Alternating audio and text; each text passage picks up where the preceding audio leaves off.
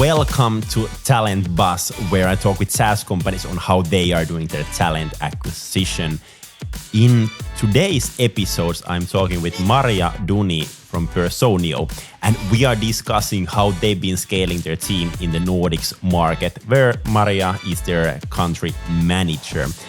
And Maria joined the company roughly 1.5 years ago. And let's start today's episode on the situation back then, when Maria joined, why she joined, and what was the task that was given to her. Wow, those are many questions at once. Let me see if I'm going to get them all. So how was the situation back then? 1.5 years in Personio times, it's like dog years. It's like 3, 4, 5 years maybe. The main difference is essentially the size. We were back then close to 600 employees, and now we are 1,600 above that. Essentially, I don't know the exact number right now, 1,600 employees, and all that happened in 1.5 years, which to me it's still mind blowing, right? Because at some point we were adding, I think for the year at least, we were adding 100 employees per month, which, like, if you think about like one simple hire, the changes that contribution makes to any team, imagine like 100 new hires, the changes that they bring about in every team. But apart from that, I think like not much has changed, in the sense that we're still a bigger bunch of people that is ambitious, has like a lot of drive, and is really, really passionate about what we're doing here at Personio. But in terms of a task that I was given, I was given the task of expanding Personio's presence in the Nordics. At that point in time, we did have some customers in the Nordics, but it was mainly like them being proactive and reaching out. So essentially, my task was to grow the team, which I successfully have done so with the help of our amazing talent acquisition team, and of course to grow our revenue in the Nordics. Well, how big was the kind of team in Nordics when you started, and how big the team is now, roughly? Well, that's a great question. I think we are now 18 and all together, and back then, how many were we? It was 1, 2, 3, 5 maybe max, 4 to 5. Yes. Yeah.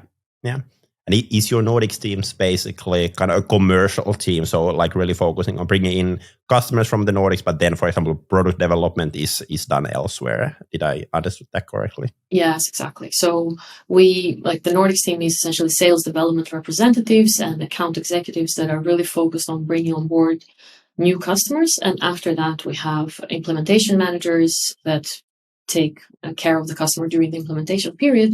And after that, we have growth managers that essentially work as account managers in other companies, where they take care of like renewals and generally of the customer after the after sell process.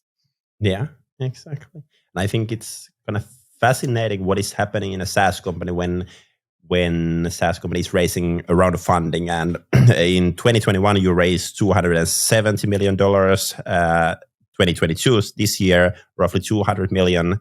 So how has those funding rounds affected Personio Nordics, and your growth goals and all that? Yeah.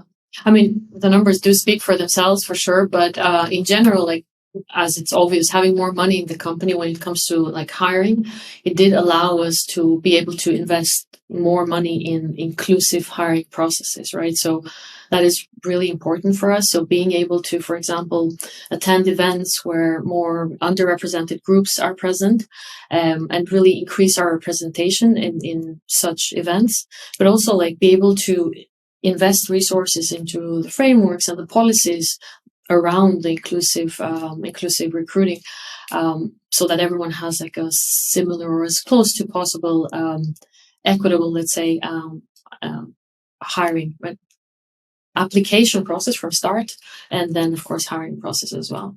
So it has impacted it positively. You're not going to be surprised by that, because of course when you have more resources to invest, then of course you are able to improve everything that's already in place. Yeah. Exactly. And I think DEI is super important topic, something that companies are investing quite heavily. And I'm actually recording today in the afternoon an episode with Heidi from Slack. She is director of equality over there. We are discussing DEI stuff in more detail, really going down on there. But maybe kind of quick question for you regarding kind of your DEI. You've been doing a lot of research on DEI in the Nordics. So what's the situation with DEI stuff in the Nordic level? Yeah.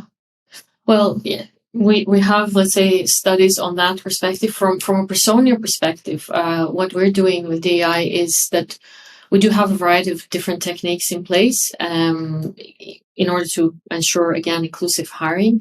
For example, we might use Boolean strings that we use to target underrepresented groups and to make sure that we increase those groups, let's say, their presence into our hiring process. But also, like, internally, what is really important, I think, when focusing on DEI, and of course, probably your next podcast is going to be more specialized on that. But what I see from my perspective is the trainings that we do, the anti-bias trainings and the diversity trainings that we do for hiring managers and for our talent acquisition team alike are really important, because it helps us as people that participate in hiring processes to make sure that we challenge the way our human brains work that have unconscious biases, of course, and train ourselves to think more inclusively, if that's as inclusive as possible, let's say, or become aware of those biases.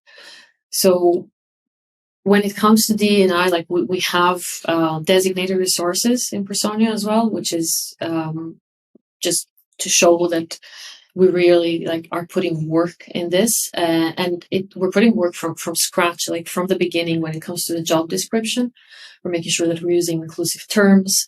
Of course, like every company has now there, like the diversity statement. But also when it comes to like the benefits that we have as a company, we put a lot of resources and a lot of work in those benefits to make sure that the benefits are also inclusive. So in terms of locations or where we hire people, or in terms of parental leave, we really put a lot of work into have inclusive benefits as well. Yeah, and I think the kind of when sharing about the job post, like inclusivity is super important over there. I actually have one kind of real life example, not from the recruitment, but from kind of other industry. So me and my girlfriend, we are running an Airbnb business on the side, renting out our own place in Tampere, Finland. And when we published the apartment over there, I did the text, and it's been actually quite interesting to follow up who are booking the apartment. And I think like 95% of all the bookings come from men. Wow. And then I did some analyzing for the text that I've written over there. And what I actually noticed was that I have wrote a lot about things that I care about. Like I mentioned that we have like 85-inch TV on the living room where you can look sports.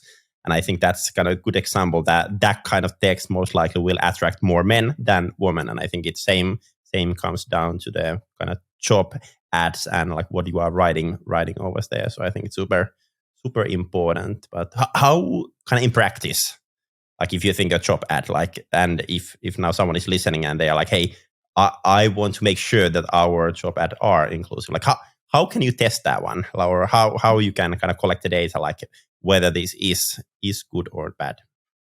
That's a great question. Before going to answer that, I think that's a really interesting example that you shared there, because our words matter and they really have the power to impact results, right? So while you were speaking about that, I had an interesting correlation in my brain, because you will be talking to Slack later on, and what Slack does is if you write a post somewhere in a group, in a channel, and you say, hey guys, like you get this automated Slack message that says, we're trying to be inclusive here. So being really mindful of how we address even our colleagues, right? Like being very mindful of that. So that was something that just popped into my mind. But yes, how do we make sure that the job descriptions are how does that look in essence? It takes a lot of work, and definitely I'm not like the expert behind it. There are teams that are more capable and more specialized in that than myself.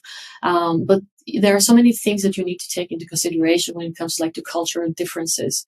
For example, like in Germany, how would they address like male, female, and not, or in the Nordics, for example, we don't use at all when it comes to the requirements of male, female, or what our German ads, let's say, have. So it's about defining, like we work with personas a lot when it comes to like writing the job description. So defining those personas in as much as an inclusive way as possible. So the job description is written in collaboration, like with the hiring managers and of course with the talent acquisition team, but of course our DEI expert as well. There are a lot of iteration, let's say, to make sure that everything is taken into consideration before it is being posted on our website. Regarding the kind of job ads that you are doing, so can you share how you make sure that those are kind of DEI friendly in a way? Yes. Yeah, exactly. So I was saying that essentially before having like the job description, we work very much on personas. So in order to ensure all the requirements are met, so we identify personas in order to make sure that every skill that is needed in each department is kind of included there. So that's like kind of the framework, the backbone, the structure. And then before going into the job posting, then we have like the hiring manager, the talent acquisition team, and of course the DEI team in Personio that are going through like the text and making sure that it's representative of that persona, but also is using inclusive wording, and it's relevant to both the location, but also to the department and the role as well. Exactly. And when it comes down to the kind of recruitment and talent acquisition team, like do you have a kind of global talent acquisition team that you are working, or do you have a like local person focusing on the Nordic market, or how that one is working exactly? We have both. We have both in the sense of, and thankfully we do, because we have the resources to support that, of course. But like in general, like having a global team to mind recruiting, it does help to create like that kind of consistency that you want to have across the organization, and therefore like make it certain that you have standardized processes. But then the downside of that is the fact that a global team needs to have the foundation of like continuous communication and knowledge sharing, and being in a corporate world for some time myself, there are always silos, right? So it's hard to have only a global team in order to have like successful recruiting. So I think it's really important to have the local teams as well, because you can have that sense of belonging faster. So I think finding the balance between like which processes and which workflows will be handled from like a global or pan-European, let's say, perspective, and which will be handled from the local ones, because you always need kind of that understanding of the market, the talent market, and the local expertise. So we do both, of course, which is great. But yes, in terms of recommendation, I think finding the balance between both of them, it's key here. Yeah. Can you share a bit more on that? Like how is it kind of structured exactly? So for example, like for employer branding, like do you have one local doing that one, or is it something that comes from the global level? And for example, like in which kind of recruitments you are using maybe the global team, and for which kind of you are using the local team, and how exactly that works? Yeah, in order to ensure like the standardization that I was talking when it comes to employer branding, that is on a global level. So like there are people in the global team that are working with this is how we're doing things across region, and this is kind of what we need to do. But then when it comes to like the local teams that are more like office located, like local in that perspective. They are closer to the teams themselves, right? So our talent acquisition manager is closer to the sales team. They have an understanding of like the everyday tasks and the requirements for the role, and also the team dynamic and the feel of the team, right? So when they're talking to a potential candidate, they can be more truthful to what they're saying when they're describing the team, for example, or even myself or a hiring manager. So that adds a lot into making that the hiring experience more personable and closer to reality, right? In order to set the right expectations for the candidate. That makes sense. That makes sense. And regarding the kind of employer branding part, I personally noticed that it's way easier to recruit people when you have kind of well known brand. So have you seen any changes on that one? Kind of during the time when you started, you were still quite kind of early on player on the Nordic markets. Now, at least for me, kind of like if I should mention like some HR tech companies from the world, like Personio would come to my mind at least. But have you noticed kind of any change on your recruitments when you are getting more and more kind of recognized on the Nordic market as well? That's great that we're on your mind. No, employer branding, of course, like let's say in the DACH region in Germany, we are very well known. Like I don't think there are a lot of people that don't recognize the brand. But of course, we had to build that kind of presence in the other regions that we are present in, and we have like great employees. We hire great people, and there's an immense LinkedIn presence, let's say, in posts from people that don't work directly with employer branding. But this goes back to when I was saying about like the ambitious bunch of people that we are, and the drive and the hunger that is there. Because I think we were nominated as the company that employees post more on LinkedIn or something like that.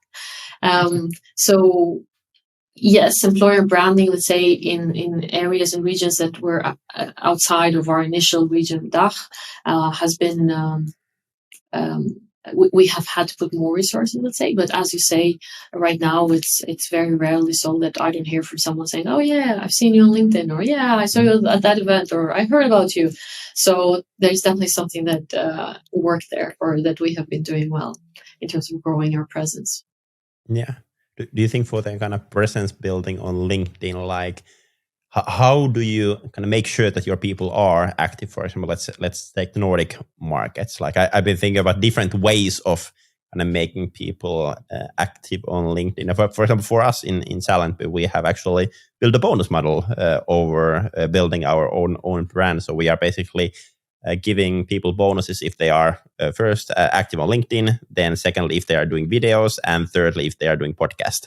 Because I really believe in that kind of brand building. It both helps for getting the best employees for us in the future, but also kind of getting best possible customers for us in the future. And that's why we kind of built a bonus model on that one. And I've been personally coaching a lot of kind of companies on utilizing LinkedIn, and I think it's kind of always a challenge to kind of get a lot of people involved on that one. So do you have like some kind of system in place to kind of encourage people to be active, or how does that happen? That's a very interesting approach. I don't think I've heard that approach before, and I think it's great. So I do see the results on LinkedIn. I see everyone being very extra present from your side. So I'm curious to know who is actually smashing their bonus right now. But I have to say we don't make anyone, or we don't have like a framework or a policy in the sense like, oh, you have to go and post on LinkedIn. I think, and that also proves the fact of how proud the people that work for the company are and do go on LinkedIn themselves. And then I think it's also like the sheer presence of numbers. Like, you have, I don't know, 1,000 out of the 1,600 posting. That kind of increases the avalanche. And also, like from a sales perspective, when it comes to LinkedIn, we do leverage LinkedIn as in growing our brand and our product brand as well. So that they work hand in hand. Like as the product brand increases, then the employer brand also increases. So it's a positive impact from that perspective. But we do have like an internal communication channel, for example, where we do share our LinkedIn posts, and we get like the rest of the team and the rest of the organization to chime in and to support us and to like or comment.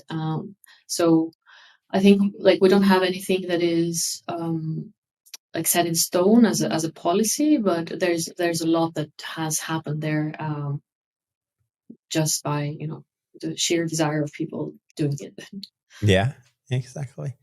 Well, one thing that would be interesting to kind of go through is kind of super kind of example case. So let's say that you would need an kind of account executive for Nordic markets, and you are like, hey, we need someone to join our team. Let's say in February. Like, how would the process go? Like, what would be things you would be doing? What would be the things that your kind of recruitment team would be doing? And how would the process look like? Yeah. I mean, the process would start from a headcount planning or earlier on, right, where we decide like for every region how many people we would need in the team to make sure that we reach the goals that we have defined. And after that, when we say, let's for example, we're going to need one additional account executive to start in February, we would be late in starting now. Potentially, Exactly. but let's say we're agile, so we can really respond fast to this. So of course there is a job description ready because we have hired in the past, right? So we would go over that job description again with the talent acquisition manager and make sure that it is still relevant, up to date. Of course, consult with our DI experts and see like if there are things that we need to change. After that is completed, then of course the job posting goes live on like our website, but also like on LinkedIn and other platforms where we post our jobs. And we use Personio, not surprisingly, right? So the moment that something would be online and we would start to receive applications, and we would receive applications in Personio. It's as simple as that. Yeah. And then, for example, those applications, like, would you be going through those, or would someone from your recruitment team would go through those, or who would handle that part? Yeah, it would be our talent acquisition manager that would be going through the initial reach out and the initial kind of discussions with the candidate. And after that phase and after that initial discussion, I would be involved, or a hiring manager would be involved into the process. So we have different processes depending on different roles and different locations, of course, and different requirements when it comes to the role, right? Because when it comes to sales, you need to prepare like a case study, and you need to speak specifically to like examples that we require. But of course, in engineering, there are other requirements and across the organization. So there are different processes, let's say, but more or less try to keep it as standardized as possible in the sense of when is the hiring manager involved, how many steps follow after that. And essentially one key part of our process is what we call the peer value founder part, which is the part where it's crucial both for the candidate and ourselves, because at that point you get the opportunity to talk to your peers, to talk to someone in the organization that is not necessarily someone that you will be working with on a daily basis, but is crucial to the process, because the line of the questions that are asked in that step are very, very much related to our core values and our operating principles. So that's a foundation for us, like making sure that not only we have, let's say, someone that has similar values or can relate to the values that we have in place, but also that they can add even more. So they're like a value add or a culture add to whatever we have in place. And then, of course, the founders, so they get the opportunity to talk to someone from our C-level team. And I think, like, at least for me, because I've also been part, like, I took part in that process. I think for me it was really interesting to get that view of the company at that stage, and to really, understand that, yes, this is the kind of company that I would like to work for. Yeah, I totally agree on that one. And I think like somehow kind of meeting the team or meeting people in the organization, I think it gives kind of good insights for the candidate. I think there are maybe, I think, too many companies who are only focusing on kind of validation of candidate skills or their motivation and stuff like that. But then there are still a lot of people who kind of forget the fact that you still need to be kind of selling your company and kind of giving the candidate everything they need in order to make the best decision for themselves. And I think it's always kind of balancing between kind of validation, telling about your company super openly, not overselling. I think that's a big risk to do as well.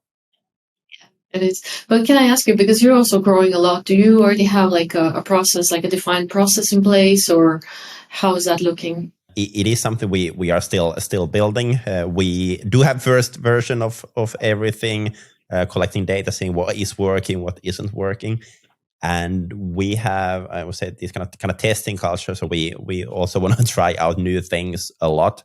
For example, one thing we tried out, not very successfully, I would say, was that kind of after the first intro call with a potential candidate, typically what companies do is that they basically share that, hey, this is the next step of the recruitment process. And then we're thinking like, is that really something that is kind of best for the candidates?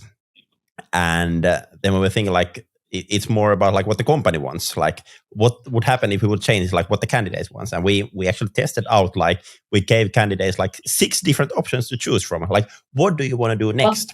Like, hey, do you want to directly go to the task phase after the intro call, or do you want to have an interview regarding your skills, or do you want to have a discussion around our numbers, our salary model, or do you want to meet the team? Like, what do you want to do next on the process? And that was interesting to try out, but it has, for example, brought in a lot of challenges as well. Yeah, 0 responded yes to the skills. Like they're like, no one. There was some who wanted over there, and then there was, for example, one person who wanted to go directly to the task phase after a short kind of intro call, and that was super interesting. But I think kind of challenges on that one is making the recruitment process scalable, and then kind of how do you make sure that when you are evaluating the candidates, like how you make sure that you can do it in a fair way. Like if someone has gone through this route, someone is going through this route.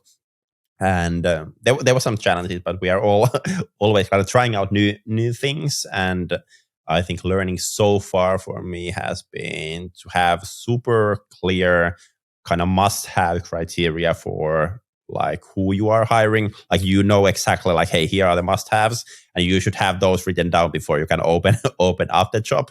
And then just make sure that in your recruitment process, you make sure that you find out the information for that kind of thing. And then kind of balancing between kind of sharing super openly what kind of place you are, our work. We had a discussion with me and then my co-founder Sara and one potential employee, I think it was roughly a month ago. And then Sara said it nicely on the call, like, hey, Samuli, can you now scare the candidate a bit? Like, share really what is happening in a startup in this phase. And then I went like all in sharing all the shit that is going on, all the processes we are missing, all the struggles we are having. And I think it's kind of super important to talk openly about those, because then you might end up having someone join the company and then they realize that this is not at all what I was expecting. I think that's kind of horrible situation for both parties, actually.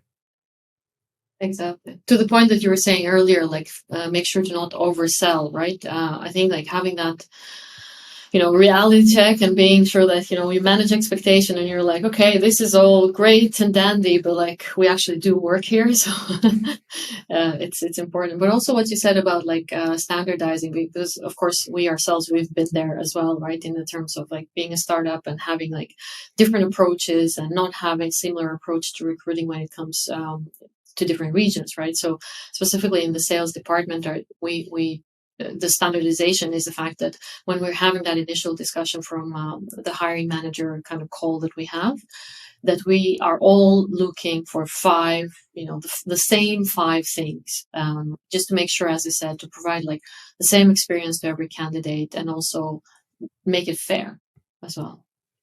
Exactly.